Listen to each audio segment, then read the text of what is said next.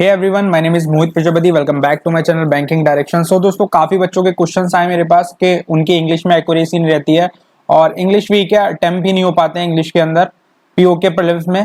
सो आज दोस्तों मैं वीडियो रिकॉर्ड कर रहा हूँ इस टॉपिक पर कि आपको इंग्लिश सेक्शन को किस तरीके से अटेम्प्ट करना चाहिए। एक्चुअल में ये मेरा ही तरीका था, मैं अपना तरीका खुद ही बनाए थे मैंने, जो मुझे अच्छा लगता था, जिस तरीके से मैं एक्यूरेट हो पाता था और ज्यादा अटेम्प्ट कर पाता था, तो वो तरीका और मेरा कॉन्फिडेंस बिल्ड हो जाए सेक्शन के अंदर, इस तरीके से मैं अटेम्प्ट करता था मॉक टेस्ट में और वही चीज मैंने बनाई। तो आप इस तरीके को अपना सकते हो, आराम से अटेम्प्ट करना इस तरीके से और देखना आपके अटेम्प्ट बढ़ रहे हैं, एक्यूरेसी आ रही है या नहीं आ रही है। देखो, एक्यूरेसी का तो यही है, आप जितनी अच्छी प्रैक्टिस करोगे, जितना अच्छा कंटेंट रीड करोगे और जितना अच्छे से आप समझ सकते हो इंग्लिश को कम समय में, उतना ही आपकी एक्यूरेसी बेटर हो जाएगी और स्पीड तभी आएगी। स्पीड सिर्फ तभी आती है इंग्लिश के अंदर कि आप कितना कम समय में तेज रीड करके उस चीज को कॉम्प्रिहेंड कर पाते हो। किसी भी सेंटेंस को, किसी भी वर्ड के, आपको वर्ड के मीनिंग कितने पता है। ऐसा नहीं है आपको बहुत डिफिकल्ट वर्ड पढ़ने हैं इंग्लिश के अंदर। बहुत बच्चों के अंदर ये माइंडसेट रहता है कि हमने बहुत डिफिकल्ट वर्ड हमने पढ़ने होते हैं, वोकैब इतनी ज्यादा डिफिकल्ट तैयार करो। नहीं, ऐसा कुछ नहीं होता है, कोई डिफिकल्ट वोकैब तैयार मत करो। जो डेली वर्ड्स आते हैं, डेली एडिटोरियल्स में आते हैं या डेली आपको न्यूज़पेपर में मिलते हैं, बस वो नोट करते रहो और उन्हीं को सीखते रहो। That's it. ऐसा कुछ नहीं है कि आपको बहुत तकड़ी डिक्शनरी पढ़नी है या बहुत अच्छे अच्छे वर्ड्स नोट करने हैं। जो आपके डेली वर्ड आ रहे हैं एडिटोरियल के अंदर, वही करते रहोगे आप, तो आप एनफ है, ज्यादा प्रॉब्लम आपको आएगी नहीं। और एक दो वर्ड तो कभी कभी ऐसा आ ही जाता है जो मोस्टली 70% बच्चों को नहीं पता होता है उस वर्ड का मीनिंग कभी कभी। तो दोस्तों, आप इस तरीके से अटेम्प्ट करना इंग्लिश के अंदर, आपकी एक्यूरेसी की मैं बात नहीं कर रहा हूँ, बट स्पीड तो बढ़ेगी क्योंकि एक्यूरेसी तो आपकी प्रैक्टिस पर डिपेंड करता है और आपकी इंग्लिश कितनी अच्छी है, कितने अच्छे से आप समझते हो। लास्ट टाइम मैंने वीडियो बनाई थी क्वांट की, अगर क्वांट की आप लोगों ने नहीं देखी है तो प्लीज वो देखिएगा, वो भी बहुत बेनिफिशियल है और ये भी बहुत आपको बेनिफिट पहुंचाएगी। नेक्स्ट रीजनिंग की भी बनाएंगे। रीजनिंग में ज्यादा बच्चों को प्रॉब्लम होती नहीं है, बट फिर भी बनाएंगे क्योंकि उसमें एक दो पॉइंट ऐसे होंगे जो बच्चों को हेल्प करेंगे। सो दोस्तों देखो, जैसे इंग्लिश सेक्शन खुलता है, सो इंग्लिश सेक्शन खुलते ही आपको क्या करना चाहिए, आपके सबसे पहले टॉपिक्स होने चाहिए। आरसी को छोड़ दो, आरसी का जो फर्स्ट क्वेश्चन होता है आप मार्क फॉर रिव्यू कर दो जस्ट बाद में आने के लिए। अभी आपके पास क्या करना है, आपको ये सारे टॉपिक्स अटेम्प्ट करने होते हैं। फिलर्स, सेंटेंस रीअरेंजमेंट या पैराजंबल हो गया, क्लोज टेस्ट हो गया, error detection, match the column, और भी टॉपिक्स होते हैं जो जैसे वर्ड फिलर्स होता है कि करेक्ट वर्ड यूजेस आता है, तो वो पीओ के पेपर में बहुत आता है कि किस किस सेंटेंस में वो वर्ड फिल हो सकता है करेक्टली, उसका मीनिंग करेक्ट करना होता है। तो ऐसे ऐसे क्वेश्चंस भी आते हैं। फिर आपका एक टॉपिक रहता है फ्रेजल वर्ब्स, तो फ्रेजल वर्ब्स भी आता ही आता है पीओ के पेपर में। तो ये काफी अच्छे टॉपिक्स होते हैं, इनको आप बहुत कम समय में निपटा सकते हो। तो ऐसा नहीं है देखो कि आपको इन टॉपिक्स में कोई पर्टिकुलर टॉपिक उठाना है और उसको पहले पकड़ना है। ये सारे टॉपिक ऐसे हैं जो जल्दी होंगे।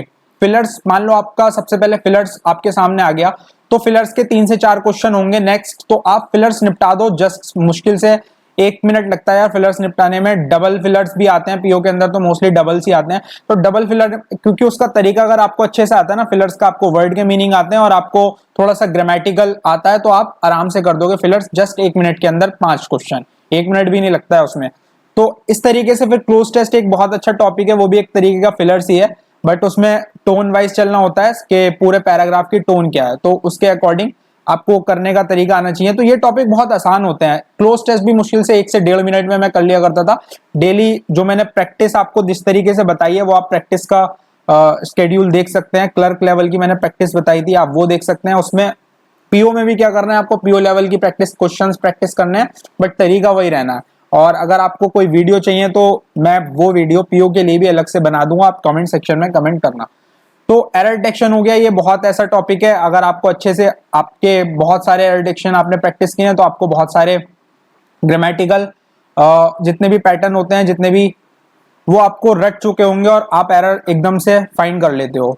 तो ये भी प्रैक्टिस पे डिपेंड करता है और ये 1 से 1.5 मिनट का टॉपिक होता है।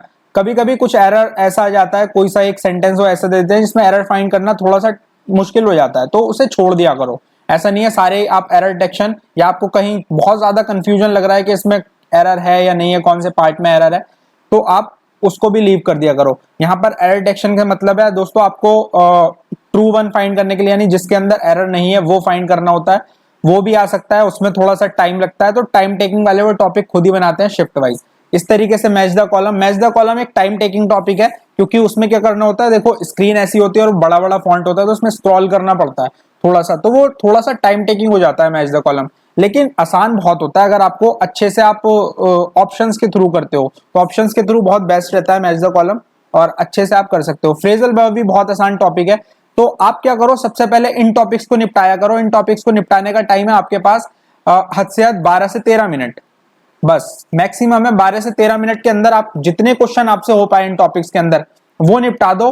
बस ये मत करो कि किसी भी टॉपिक के अंदर आप बहुत ज्यादा टाइम वेस्ट कर लो। जैसे एरर डिटेक्शन का कोई एक क्वेश्चन था, आप एरर ही फाइंड कर रहे हो, आपको कंफ्यूजन है बट आप फिर भी लगे हुए हो उसमें, आप शिद्दत से लगे हुए हो कि ये मैं कुछ ना कुछ कर ही लूंगा इसके अंदर, वो आप गलत भी मार्क करके आ रहे हो और आपने 2 मिनट भी दे दिए, तो आपने टाइम के साथ साथ अपने मार्क्स भी गवाए। तो ये चीज मत करो, बस जो आ रहा है करो, नहीं आ रहा है एक टाइम सेट रखा करो कि 20 सेकंड के अंदर क्लिक हुआ करूंगा, नहीं हुआ आगे बढ़ जाऊंगा, बाद में आके देखूंगा, मार्क फॉर रिव्यू कर दूंगा। तो ये चीज करनी चाहिए आपको। देन उसके बाद कुछ नहीं बचता, सारे आप मिसलिनियस टॉपिक करने के बाद आपके पास बचेगा आरसी। देखो एक चीज और, पैराजंबल को हमेशा लास्ट में रखा करो। पैराजंबल कभी कभी बहुत टाइम टेकिंग होता है और कभी कभी ऐसा आ जाता है कि बहुत जल्दी से बन जाएगा, तो इतना टफ नहीं आएगा, बट ऐसा आएगा कि अगर आपको अच्छे से आता है, पेयर बनाने आते हैं और अच्छे से एक सीरीज में आप समझ जाते हो उसे, तो आप बहुत अच्छे से उसे बना सकते हो।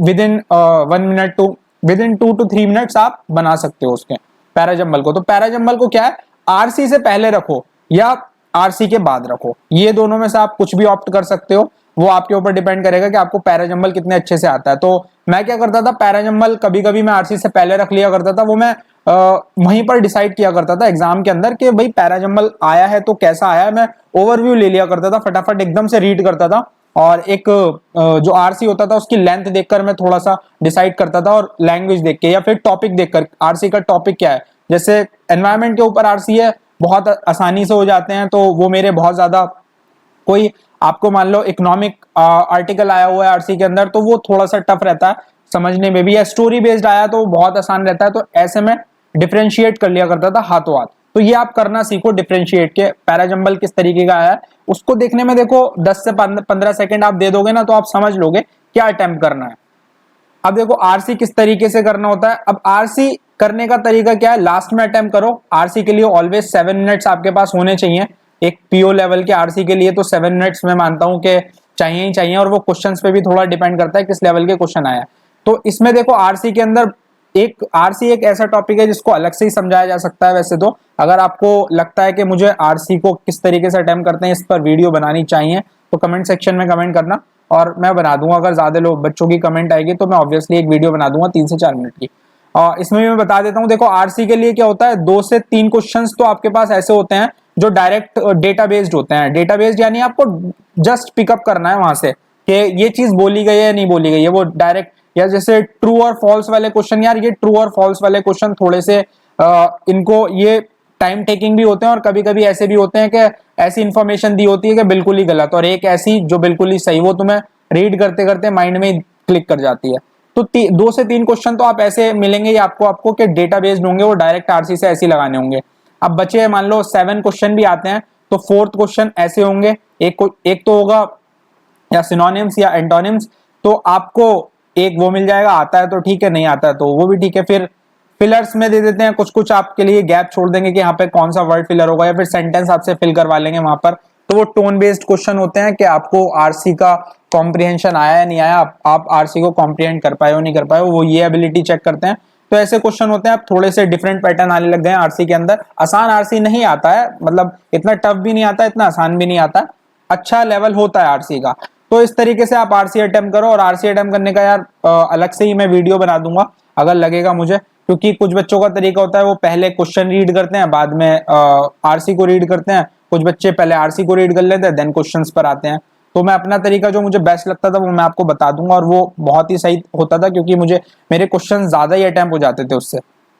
तो इंग्लिश को करने का तरीका ये है, एक्यूरेसी तभी बनेगी जब आप आपकी प्रैक्टिस अच्छी होगी इंग्लिश के अंदर, आप अच्छे से समझ सकते हो, रीड तेजी से कर सकते हो। तो उसके लिए आपको क्या करना है, रीडिंग करनी है, और उसके बाद आपको वर्ड्स तो डेली सीखने हैं यार, 5-6 वर्ड डेली पढ़ लिया करो, 1-2 दिन में उनको रिवाइज कर लिया करो, वो खुद ही याद हो जाते हैं। अगर आप रीडिंग ही ज्यादा रीडिंग करते हो तो वो वर्ड आपके पास आपके सामने बहुत बार आ जाते हैं, तो वो ऑलरेडी ऐसे ही याद हो जाते हैं। तो मैं कुछ वर्ड्स के लिए ज्यादा करता नहीं था, यही चीज करता था, 5 वर्ड लिख लिए, 10 वर्ड लिख लिए और 2-3 दिन बाद उनको रिवाइज कर लिया, तो वो दिमाग में हो जाते थे, याद रहते थे। तो ये पूरी कंप्लीट वीडियो थी दोस्तों। अगर कोई भी डाउट हो या और किसी चीज को लेकर डाउट हो तो आप कमेंट सेक्शन में कमेंट करना। ऑब्वियसली मैं वीडियो बनाऊंगा, अभी एक 2 दिन के बाद मैं लेके आ रहा हूँ, बट हो सकता है टाइम के अकॉर्डिंग मैं डेली भी वीडियोस लेके आने लगूं। टारगेट के ऊपर, टारगेट ऐसा कुछ है नहीं कि आपको डेली टारगेट प्रोवाइड करना चाहिए, बट डेली टारगेट एक ऐसा होता है जिन बच्चों को एक तरीके से मोटिवेशन चाहिए और वो टारगेट देख के ही प्रैक्टिस करेंगे, उन बच्चों के लिए वो चीज मैटर करती है। बट आप अपने माइंडसेट को इतना प्रिपेयर कर लो कि आपको डेली क्या क्या करना है वो आपको खुद ही पता हो। सो अगर वीडियो आपको पसंद आए शेयर करना और चैनल को दोस्तों सब्सक्राइब कर देना। Thank you so much.